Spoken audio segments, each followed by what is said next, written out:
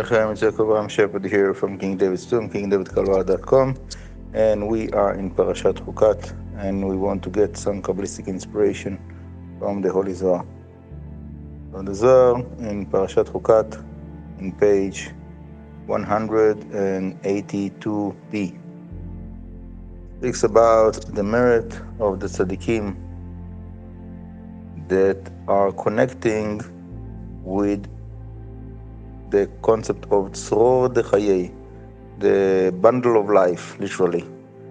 And I want to explain a little bit what does it mean, according to the deeper understanding that comes out from the Shar Gilgulim of the Arizal with the commentary of Bnei Aaron of Rav Agassi. So the way he explains the concept of tzror chaim, it's very interesting that when we are doing tikkun of something, we are fixing something, there is a possibility that, God forbid, it will be damaged afterwards.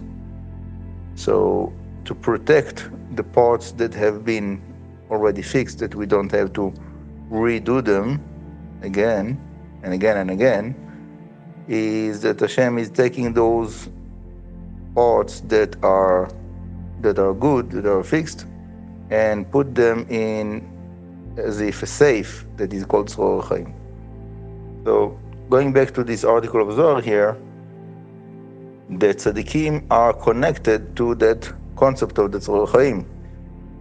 And then the Zohar says that in that merit, they have the privilege to see the glory of the King, of Hashem. And for that, David HaMelech says, לחזות בנועם Hashem ולבקר בהיכלו. To visit, to be an observant of the glory of Hashem, and to visit his palace, his chamber. So, in other words, because the tzaddikim are working very hard on their tikkun and the world's tikkun, and bring the whole creation to its fulfillment, to fulfill its potential by going through those stages of. So those righteous people, they have special position in the upper worlds because they are doing this work all the time, constantly, of elevating those parts that have been fixed. Now, the Zohar continues that when we come to compare the level of the revelation that those righteous people experiences in the upper world to the revelations that the angels are receiving, the Zohar explains that actually the righteous people are in a higher position than all of those angels. That there is a place that is so high that even the highest angels cannot see that.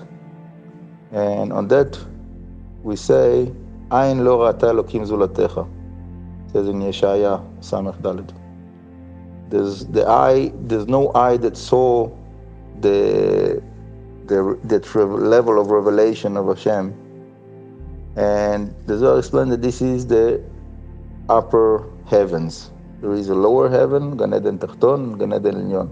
So here we're talking about the upper Gan Eden. So those righteous people, that they are not only meriting heaven, they are meriting the upper heaven, the higher level. So that's even above the angels. And the Zohar says that those that don't have so much merit to go to this highest place, Gan Eden Elyon, they merit according to their ways, whatever it is that they did in this world, they get the reward in the world to come. So they get also a certain revelation, but it is not comparable to those big righteous people that are getting to the higher level. And the lower level of Gan Eden Tachton, that's also the Zohar explains here, we have a connection between this world and the lower Gan Eden. What does it mean? So basically the place that people in this world can experience while they're alive, they can experience spiritual elevation that reaches the heavens, that will be to that level of Gan Eden Techton. There is also maybe exceptions of spiritual elevations of the big tzaddikim that bring them even to the Gan Eden Elyon, but even that elevation to reach the Gan Eden Techton is also very, very profound. And what is Gan Eden? Literally, right? Eden, it means gentleness, right? Something very gentle is Adin. So Gan Eden is something that is very delicate, very thin, very spiritual.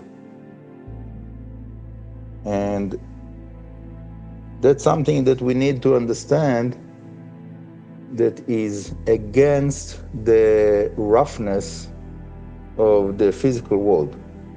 In other words, if you want to learn to enjoy the pleasure of Gan Eden, you have to learn how to elevate yourself out and disconnect from the roughness of the physical world. And this is very difficult, obviously, specifically in our generation, that the physical becomes to be so strong. And unfortunately, many times, the process of being disconnected from the physical is by affliction. When someone is going through certain sickness or any pain or whatever like that, something severe, so he learns to disconnect himself emotionally and mentally from his physical body because he can't take it. It's too painful. Really, we don't need it. We are focusing very strongly on our spiritual journey and spiritual elevation and practicing meditations. What I'm teaching, so the process of being elevated doesn't have to go through suffering, but it is. There is a place and there is a need for that for most of the people, unfortunately. But the point is, we need to learn to be sensitive for more spiritual abundance. The abundance that usually we are accustomed to refer is physical abundance, physical pleasure, money, whatever it is, luxuries of this world. And that is preventing us from the sensitivity that is needed to have the joy and the pleasure of heaven. And that's something that we need to learn how to deal with, how to, even though we have physical body and physical needs, and we need to take care of them, we cannot ignore it, but not to associate ourselves fully with our body, and to keep in mind that fact that we are spiritual beings and we have great souls that needs to be taken care of as well as the physical body. And the way to do that is through the Torah and the mitzvot, and specifically when you combine that with the more internal work of the Kabbalistic meditations, so that gives you that pathway that will lead you to develop within you that sensitivity that is needed to connect to the pleasure of the world to come. And just to bring another point from the Zohar, that there is a better chance for someone to experience that pleasure of Gan Eden Techton when there is special time, like Shabbat, Rosh Chodesh, and Yom Tov. So in those days, there is more permission for people that even if someone usually is not in such a high level, but there's more permission for people that are in a low level to experience a higher level of pleasure for the sanctity of those days. And that's for that reason there is special meditations that should be practiced specifically in Shabbat, in Rosh Chodesh. That's in the more advanced levels of the Kabbalistic meditations, Sha'ar HaKodesh of the Arizal, and it's brought down in Sidur Rashash. And for someone that is knowledgeable with the introductions of the Kabbalah that is needed as a background knowledge for those meditations, so then with those special meditations in those days, there is a better potential, higher potential to experience spiritual revelation in those days. So I will just finish up with the point that the Zohar brings in that article. It's a long article, but part of the process of what we need to do, and that's what I was speaking about before, the war between the physical and the spiritual, in a way that we need to learn how to make peace between them instead of war. But there is dirtiness, there is all kinds of parts, bits and pieces that are not relevant for the process, that needs to be cleaned up, needs to be refined. And that process of refinement is many times not easy. Many times it takes a lot of suffering, affliction to get to that point of being to sort out between the good and evil. And we have to know that within any affliction, within any suffering that Hashem brings to our life, there's many reasons for that. It's not only that, but one of the reasons is that we will learn that it is not really who we are. The physical body that we have is something that is our responsibility to take care of it, but it is only temporary. And our main focus and our main mission is to take care of our soul. Taking care of our soul needs is not so obvious, as I'm sure that you agree. But many times we forget that within the craziness of this world and taking care of all of the physical needs and the needs of the needs and so on. But this is exactly the purpose of the mitzvot, of the Torah, that it's like a reminder call every time that don't forget what is the main thing.